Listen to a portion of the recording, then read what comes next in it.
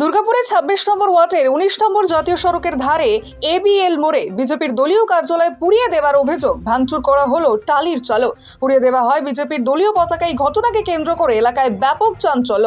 শনিবার সকালে এই ঘটনার সামনে আসতেই ক্ষোভে ফেটে পড়েন বিজেপি কর্মী সমর্থকেরা।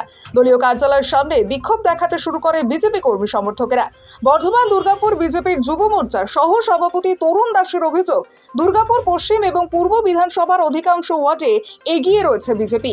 তাই বিজেপি কর্মীদের মনোবল ভাঙতে তৃণমূলের দুষ্কৃতীরা বিজেপির দলীয় কার্যালয় জ্বালিয়ে দিচ্ছে বলে দাবি করেন তিনি। অন্ধকারে তৃণমূলের দুষ্কৃতী দল এখানে আমাদের ভারতীয় জনতা পার্টি ২৬ নম্বর ওয়ার্ডের যে আমাদের দলীয় কার্যালয় অগ্নিসংযোগ করে। আর এটাই বলতে চাই যে অগ্নিসংযোগ ভারতীয় জনতা পার্টি কর্মীদেরকে থামানো যাবে না, কারণ ২০২১-এর পরেও নির্বাচনের ফলের প্রকাশের পরে ২ তারিখে অগ্নিসংযোগ হয়েছিল, পুরো পার্টি অফিস পুড়িয়ে দেওয়া হয়েছিল। আবার আমরা পার্টি অফিস করি, কিন্তু এসেছিল উদ্বোধন করে দিয়ে গেছিলাম, কিন্তু আবার এই নিয়ে দুবার হলো।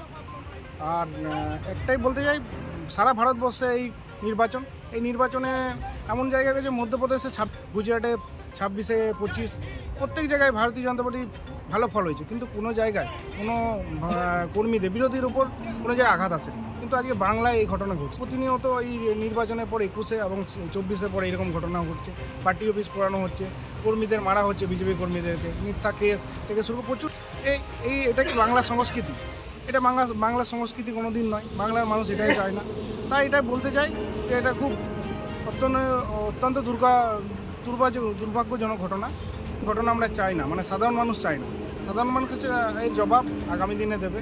তাই এটাই বলতে চাই, আমরা পুলিশ প্রশাসন এসেছিলেন, দেখে গেলেন, অবিলম্বে দোষীদের গ্রেপ্তারের আমরা দাবি জানাচ্ছি। নাম তরুণ দাস, ভারতীয় জনতা যুব মোর্চার জেলা সহসভাপতি।